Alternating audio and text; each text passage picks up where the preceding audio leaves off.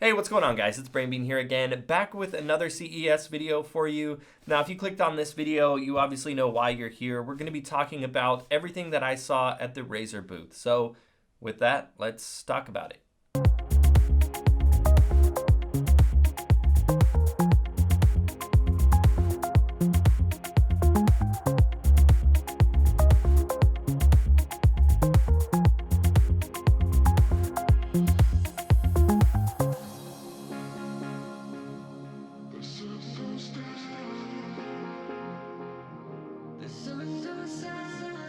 So given that my channel is a little bit smaller than the big media giants like Linus or Random Frank P or these people that can get the suites reserved and do all the nice filming and stuff like that, you guys undoubtedly already know about a lot of the features for some of the more star products that they showed this year, like the Razer Raptor, which is their really nice looking monitor.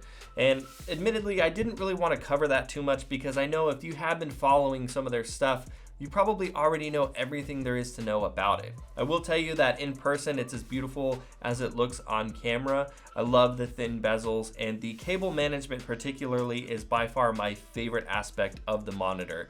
The nice wide base with the Chroma looks pretty cool, although I know some people have kind of dinged it for how wide the base is, but I think it actually looks really nice in person, and hopefully once it kind of gets out in the stores and stuff like that, you guys can take a better look at it and kind of see what you think.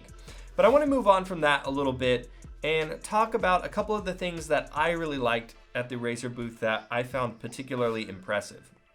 The first thing I want to talk about is the Razer Turret.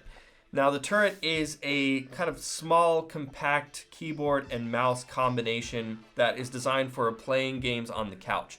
Now, it's primarily designed for use with the Xbox One now that they've added keyboard and mouse support. But I also found it to be something that would be really great when using with, say, like your Steam Link, which I got sick a little while back, and I found being able to play games on the Steam Link while laying on the couch to be a lifesaver. But I could only play games like Path of Exile that just used the mouse, and I would just lay there with my wireless mouse on a pillow and play games. But with something like the Turret, it solves the problem of being able to use keyboard and mouse without a desk. Now, some of the things that I really liked about the Turret was that the mouse pad on the side will just pull right out of the side of the keyboard, and it has magnets built in so that the mouse won't fall off, but the magnets get weaker as you get more into the center of the mouse pad, so it doesn't affect your mouse movements too much. But let's say you want to move it or something like that, you slide it up into the right hand corner and the magnets will click the mouse into place, and you can actually pick the keyboard up, flip it upside down, and you don't have to worry about it falling off. The Turret's going to use Razer green switches currently, and it does offer the full 16.8 million color chroma goodness that we all know and love. Now, when you use the chroma lighting, you are going to get less battery life out of it than you would without, obviously. But one of the neat things about it is that because it is designed to be used with the console or be used in a more wireless setting, the charger is actually just a simple wall plug. And so it's also a very long cord. I wasn't able to find out exactly how long the cord is, but based on what I saw, I would say it's between 6 and 9 feet, something like that. And I have a little bit of footage here I'll show you guys of just the way the cable works. But I like that it's not just a standard USB cable to charge it, because it makes it so much easier when you're on the couch.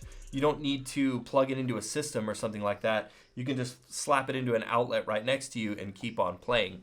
And the same thing with the mouse. The mouse will actually plug into a small slot right at the top of the keyboard next to where the mouse actually goes. So when you use it, you won't really notice the small cable there connecting and charging up the mouse.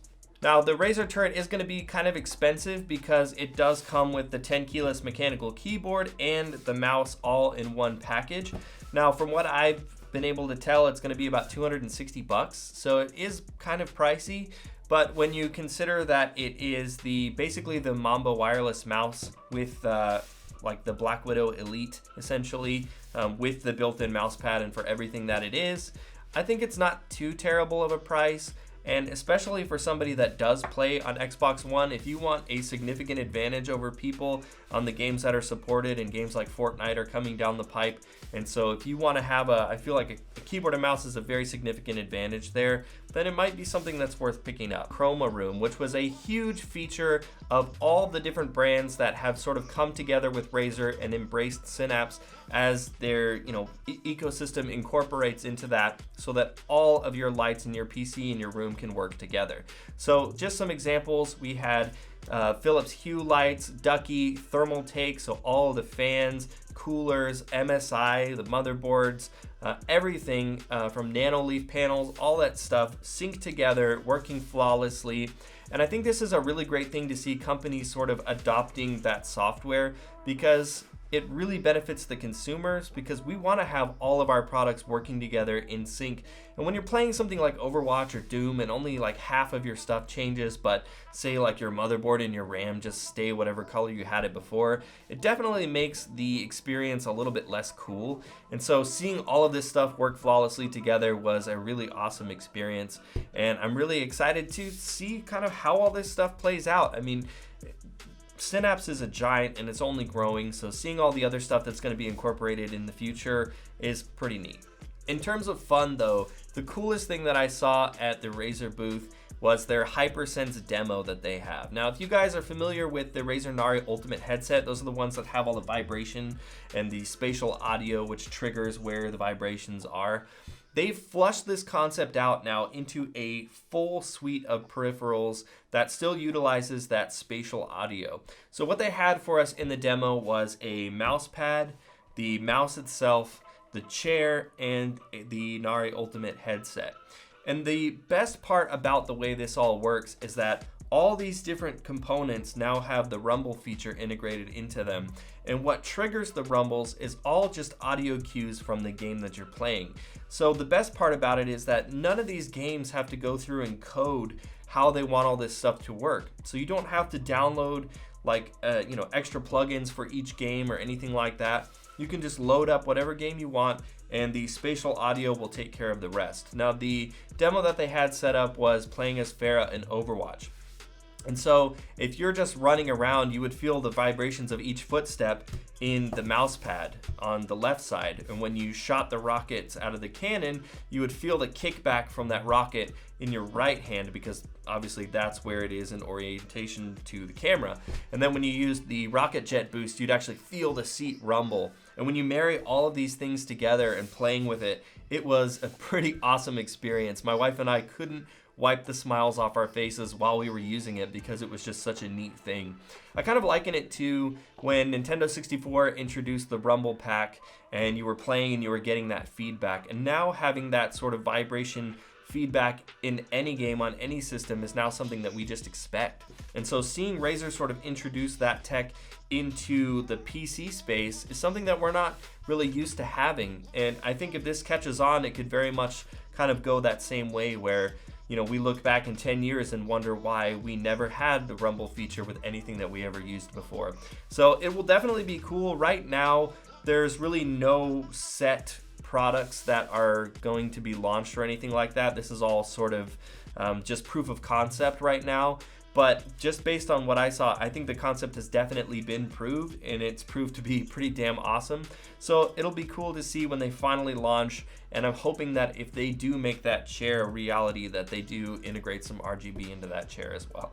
A couple other things that we saw was some upgrades to the Razer Blade 15, introducing the NVIDIA RTX cards and a couple of things like that. One particular thing that I was very happy to see on the Blade 15s is that they've decided to finally illuminate the secondary functions on all of the keys, and I'm hoping that that means that they're also considering on doing that on all of their other keyboards as well, because you guys have seen in every single Razer video that I've made, I pointed out that the secondary characters are not illuminated, and the rep that I spoke with told me that they've heard that and decided to change it on the new Blade 15. So I'm hoping that means we can expect that down the pipe on the other mechanical keyboards as well.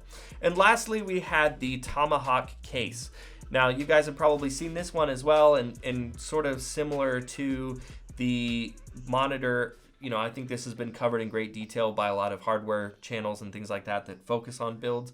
But in person, it's a great looking case. I love the features where the top of the case will kind of vent itself automatically if the case gets too hot. And I think it is going to be a pretty great showpiece for people that are looking to do custom builds or even do like some modding and theme stuff like that, because it really is a great chassis for that.